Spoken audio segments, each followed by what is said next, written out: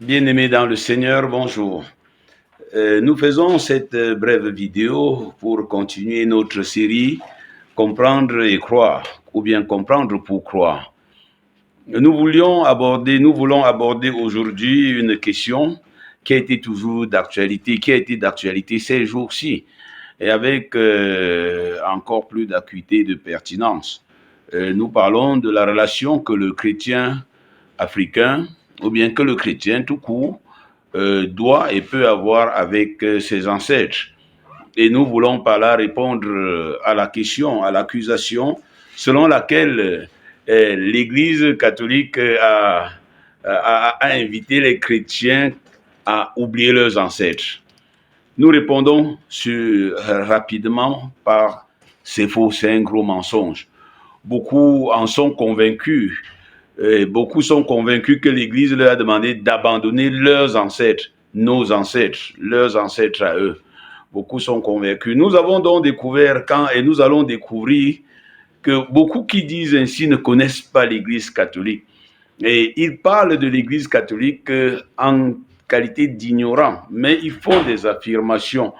En fait, ils chargent l'Église catholique à partir des préjugés souvent contradictoires, des préjugés souvent contradictoires, dans le sens où, d'un côté, nous avons les personnes qui disent que qui accuse l'Église catholique de s'occuper des morts.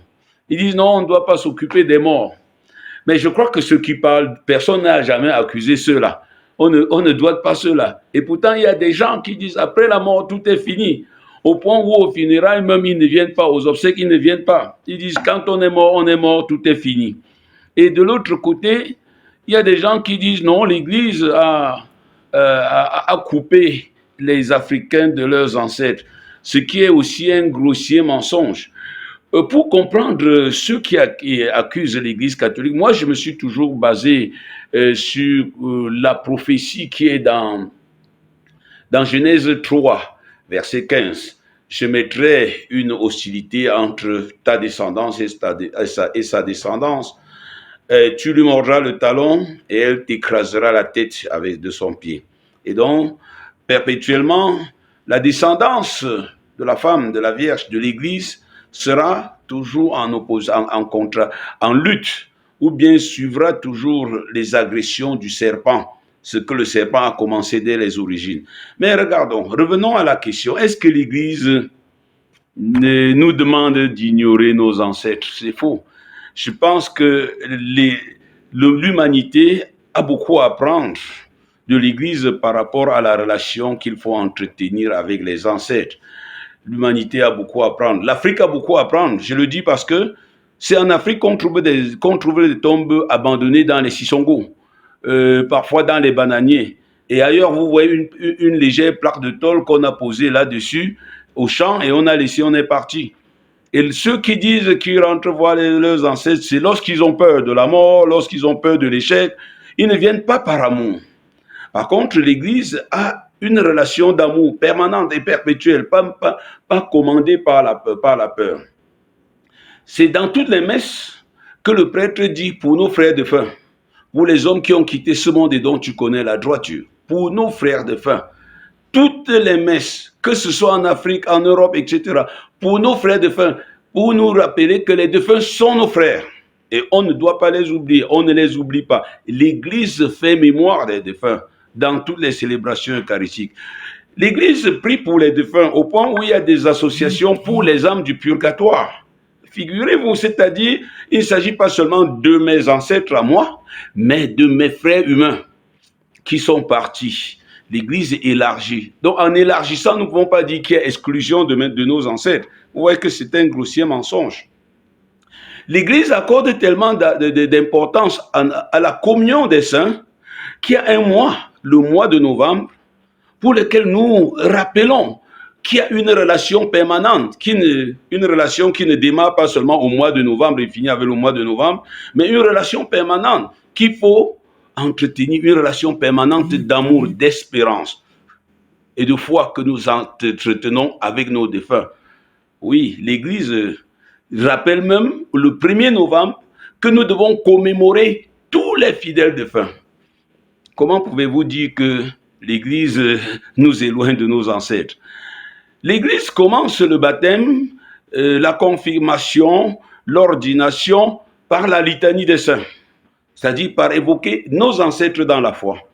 Comment pouvez-vous dire que l'Église nous dit d'abandonner nos ancêtres? Comment pouvez-vous dire cela? Maintenant, beaucoup vont se dire que les crânes que nous avons à la maison, dans la case des crânes, que faut-il en faire? Certains exaltés ont déterré et ont jeté. Ce sont des faussaires, ce sont des pécheurs, ce sont des prisonniers. Parce que profaner là où résident les restes de quelqu'un est déjà interdit par la loi et c'est aussi interdit par la foi. Donc normalement, on doit les laisser là, mais on ne doit pas les abandonner. Physiquement, il faut améliorer ces coins, il faut aménager, rendre agréable. Plusieurs fois, beaucoup de membres de la famille, quand ils disent « nous venons faire les sacrifices aux défunts », arrivé, il reste dehors. C'est seulement le successeur qui entre. Lui, il est motivé par la peur, mu par la peur. Il est venu à cause parce qu'il avait peur. Nous, les chrétiens, nous approchons nos défunts parce que nous avons la conviction que hier, il était comme nous, demain, nous serons comme eux. Et donc, nous venons déjà, parfois, comme pour leur dire, un petit commerce, préparez-nous une place, mais nous prions pour vous, priez pour nous. C'est ça la communion qui existe entre les croyants. Donc, j'ai dit, c'est un grossier mensonge. Et après, l'Église, à toutes les saintes messes, rappelle que les croyants peuvent faire des offrandes pour leurs défunts, peuvent faire des offrandes pour leurs défunts, des offrandes d'amour, pas des offrandes de peur. Donc, pour clore notre brève catéchèse, nous disons que la relation entre les vivants et les morts est contenue dans notre credo. Quand nous disons « je crois à la communion des saints », et même on dit à la parousie, il viendra juger les vivants et les morts. Donc, à ce moment, et dans l'évangile, Jésus dit « notre Dieu », c'est dans Matthieu 22, 32, « notre Dieu n'est pas le Dieu des morts, mais des vivants ». Comme pour dire, nos ancêtres sont partis, mais ils sont vivants. Et l'Église professe la foi dans la communion des saints.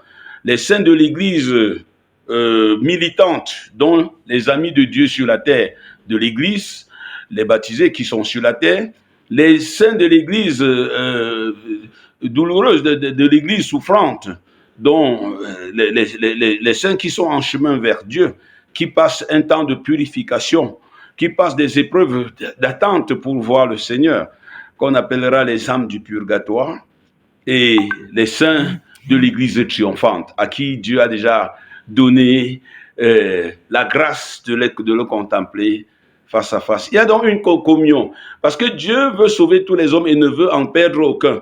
Ceux d'ici, on s'aide, on s'entraide, parce que Dieu est amour. Donc, ne nous laissons plus tromper sommairement par les gens qui balancent des préjugés sur l'Église catholique, parce que même si vous allez dans leur sens, ils ne viendront pas à l'église. Si vous n'y allez pas, ils ne viendront pas. Donc voilà. Mais nous devons connaître notre foi. Nous devons témoigner notre foi. Nous n'allons pas vers les défunts motivés par la peur. Nous y allons motivés par l'amour. Est-ce que ceux qui disent qu'ils rentrent au village pour faire les sacrifices sur les crânes, est-ce qu'ils y vont par amour? Non. S'ils n'y vont pas par amour, ils prennent par le fait même leurs parents comme des démons, parce qu'ils disent que leurs parents sont capables donc de leur faire du mal. Ce n'est pas notre foi. Quand vous allez sur le crâne de la mère ou du père verser l'huile par peur pour ne pas mourir, ça veut dire que vous prenez votre père, votre mère, votre grand-père comme quelqu'un capable de vous faire du mal. L'Église catholique dit non, je le prends comme quelqu'un capable d'entrer en relation d'amour avec moi. Ça, c'est une foi profonde, notre foi radicale. Et s'il fallait choisir entre l'un et l'autre, je choisirais la profession de foi, de notre foi, parce qu'elle englobe déjà et élargit. Alors que chez nous, nous vénérons nos ancêtres, et parfois même pas tous les défunts de la famille, nos ancêtres, abandonnons les autres dans la broussaille. L'Église pense à tous les défunts. Pour les âmes de purgatoire, que les âmes des fidèles trépassés par la miséricorde de Dieu reposent en paix. De tous les fidèles.